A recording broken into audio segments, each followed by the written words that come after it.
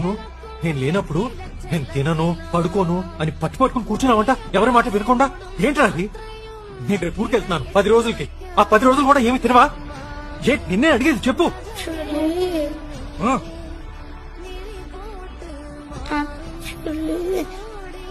ఏమైందంటే యాక్చువల్లీ ఏంటి చెప్పు. ఫీవర్ వస్తుంది, తినకపోతాను. ఫీవర్ వస్తుందని తెలుసు కదా, తెలుసు కూడా ఎందుకు తినలేదు? ఎందుకంటే బాగా మొన్న అనింది ఫీవర్ వస్తే హాస్పిటల్లో అడ్మిట్ అవ్వాలని.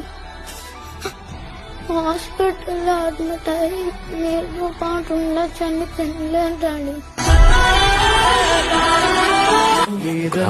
నేనంటే నీకు అంత ఇష్టం.